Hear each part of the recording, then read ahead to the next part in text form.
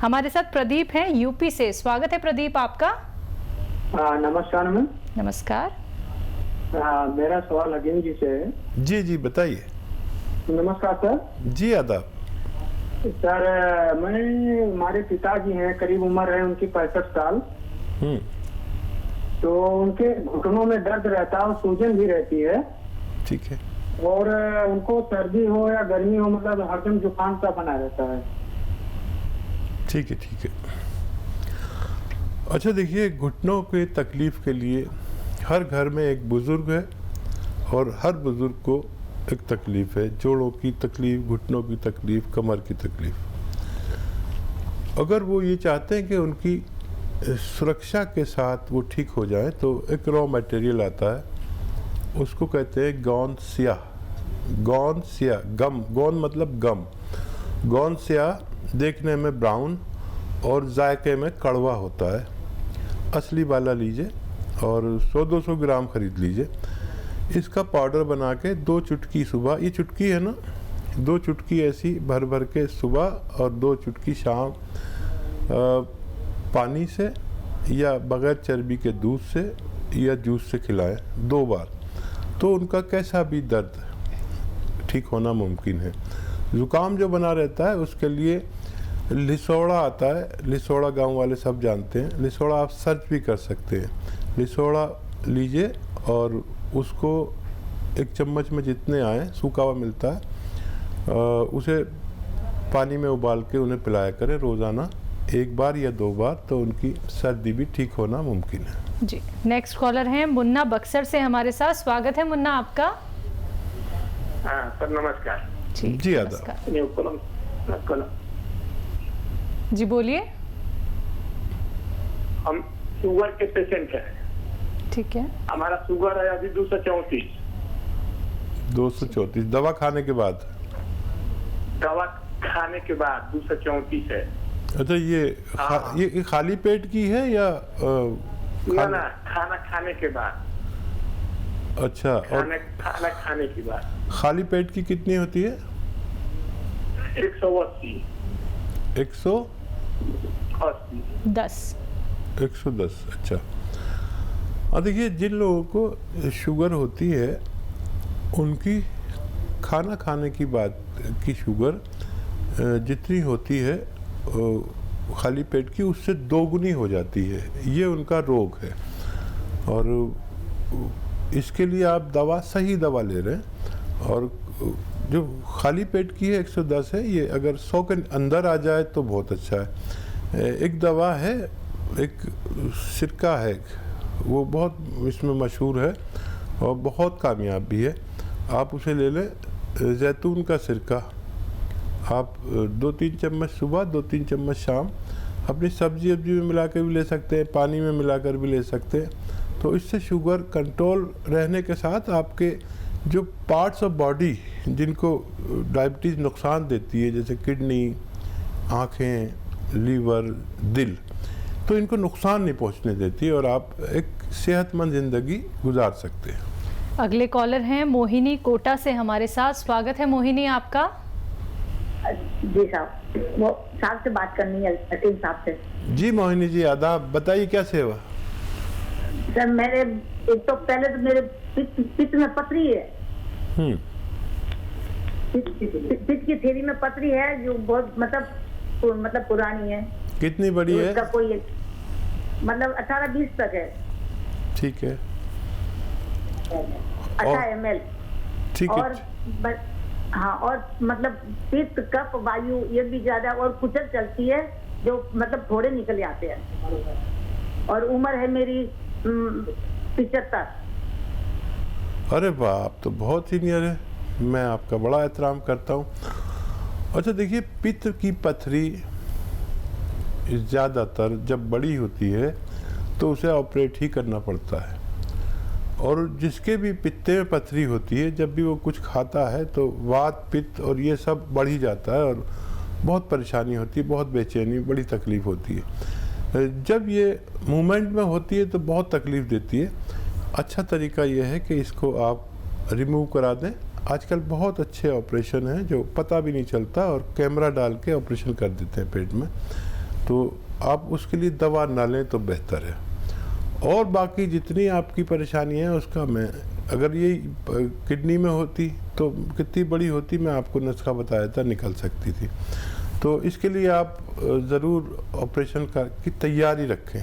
और कभी ये क्योंकि इतनी परेशानी कर देती है कभी कभी, क्योंकि वो पित्ता जो है बहुत बारीक होता है, एक स्किन की तरह, एक झिल्ली की तरह होता है, वो कभी कभी उसमें ये इन्फेक्शन ऐसा कर देती है कि जान बचानी मुश्किल होती है। तो मेरी बात पर गौर करना और कभी भी इसे निकलवा दीजिए। आप सेहतमंद लग रही हैं, 75 साल की भी, और राजस्थान की बहुत मजबूत औरत लगती हैं आप मुझे, और बाकी आपकी तमाम चीज़ों का इलाज होना मुमकिन है। चलिए, नेक्स्ट कॉलर हैं प्रोफेसर उदारी पंजाब से हमारे साथ, स्वागत है आपका। आदाब हकीम साहब। आदाब, कैसे हैं जनाब? बहुत कृपा आपकी। मैं बहुत देर से सिरना और सौंफ की फकी ले रहा था कब्ज के लिए।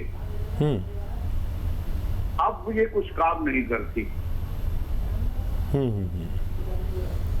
काफी देर इसने बहुत अच्छा काम किया है। अच्छा, आप ये बताइए कि सिरना और सौंफ की बराबर की मात्रा में लेकर, ठीक है, रात को लेते थे। अच्छा देखिए, आपको ये किसी वैद्य ने या हकीम ने बताया था कि ये लेना है? हेलो, एक जज साहब थे, मुझे मेरे को करीना में बताया था एक बार, तो मैंने शुरू कर दिया। अब 3-4 साल तो बहुत अच्छा चला है ये। ठीक है, मैं यही बताना चाह रहा था आपको। देखो, जज साहब का काम है कानून के फैसले देना। हम किसी भी जज के भी कहने से कोई भी चीज़ शुरू नहीं कर सकते। ये जो सना मक्की है, ये पेट को उधेड़ देती है। इससे होशियार रहें, लोग खाते हैं लेकिन ये आंतों को उधेड़ देती है। कोई भी कुछ भी बताता है, कोई आके बताता है कि वो त्रिफला लो। ये त्रिफला और सना मक्की ये सब अच्छे लगते हैं कि इधर खाया इधर पेट साफ। आदमी सोचता है डॉक्टर ने मुझसे हज़ारों रुपए ले लिए और ये 2 पैसे का नुस्खा ने मेरा पेट साफ कर दिया। तो गौर से सुनिए ये बात मेरी, ये सब नुकसान देते हैं। जब तक इनको महलूल नहीं किया जाता, इन्हें शुद्ध नहीं किया जाता, इनको शुद्ध किया जाता है। सना मक्की हो या त्रिफला हो, इसको बादाम के तेल में भूना जाता है, और या कोई गरीब आदमी है तो अरंडी के तेल में भूनते हैं इसे। अरंडी के तेल में भूनकर इनकी हिद्दत ख़त्म हो जाती है, जो नुकसान पहुंचाने वाली चीज़ है वो ख़त्म हो जाती है, फिर इसे यूज़ करते हैं। तो आप ऐसी कोई चीज़ इस्तेमाल ना करें। कोई भी जो लोग, करोड़ों लोग मेरी बात सुन रहे हैं, तो ये सब जो लोग आके बताते हैं बाबा लोग और ये वो, तो इनकी बात में आपको फ़ायदा तो लगता है कुछ दिन के लिए, लेकिन हमेशा के रोगी हो जाते हैं। देखिए, मैं आपको एक नुस्खा बता रहा हूँ।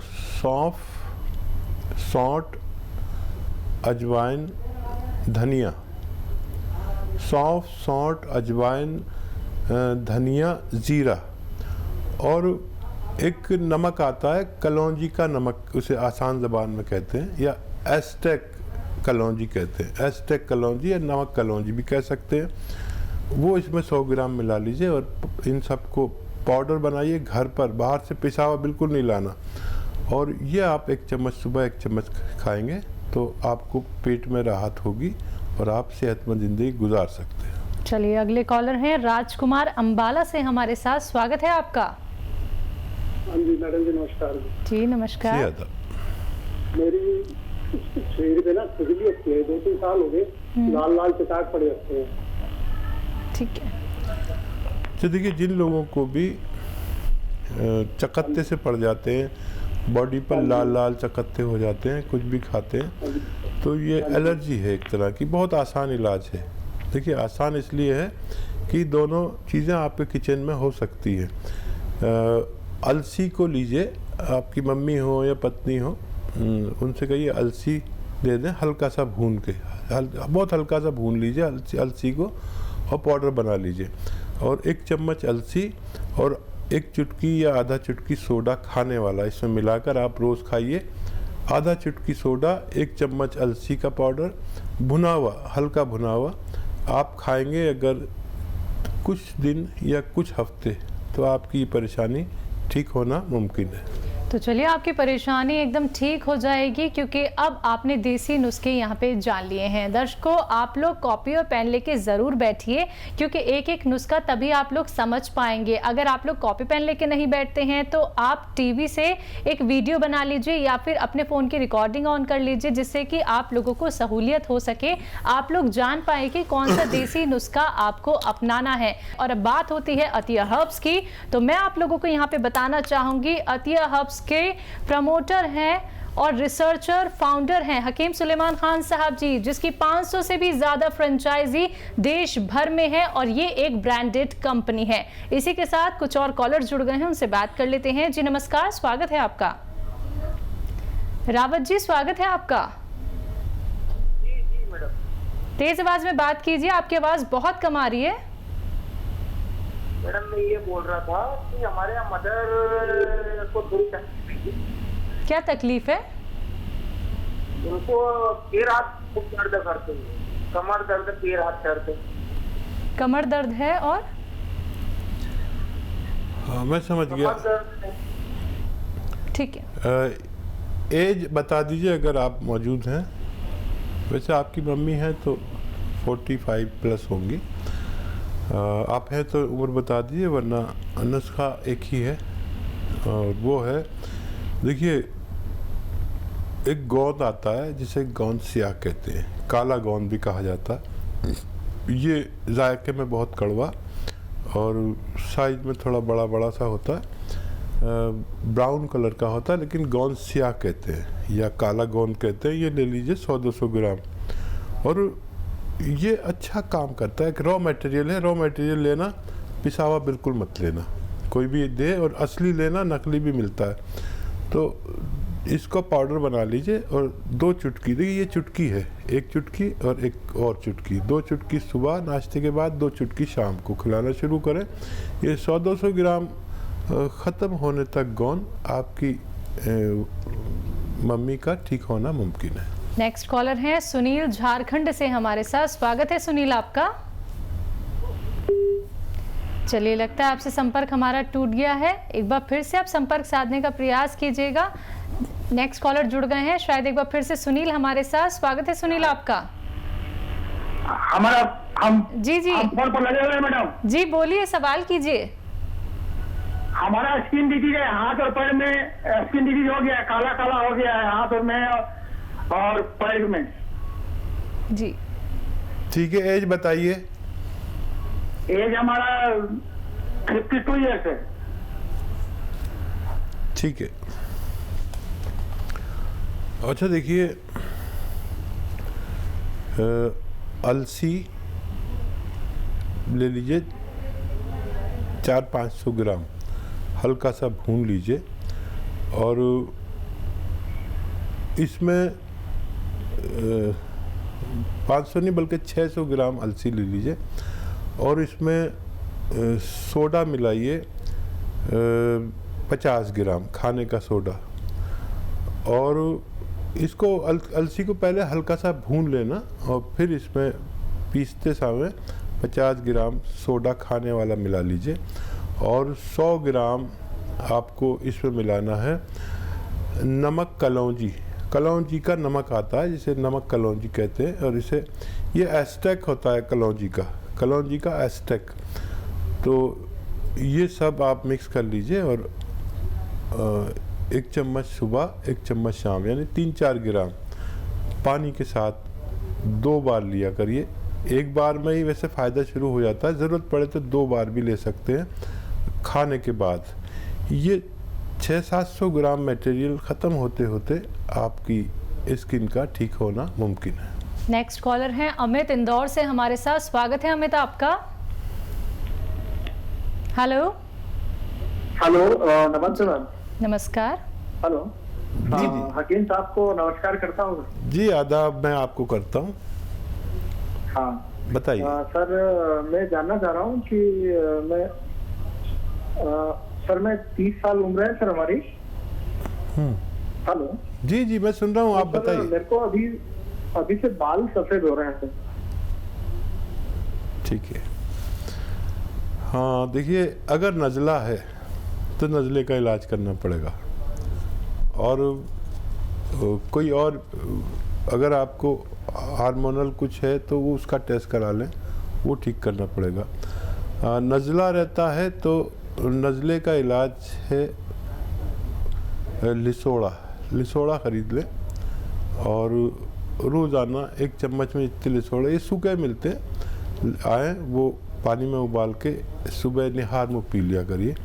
और देखिए 30 साल भी अब उम्र ऐसी हो गई है कि उम्र आधी हो जाती है, क्योंकि हमारे हिंदुस्तान में जो एज का रेशो है वो 60 और 65 है। तो 30 साल में क्या मैं अब 60 साल का हो गया, तो मैं भी अपने आप को ये समझता हूँ कि मैं तो अभी कोई उम्र ही नहीं है। आदमी की ये फितरत है, और कुछ ये बाल आपके रुके रहें, जो हैं वो सलामत रहें, और जो हैं वो सफ़ेद ना हो, इसके लिए नुस्खा बताया।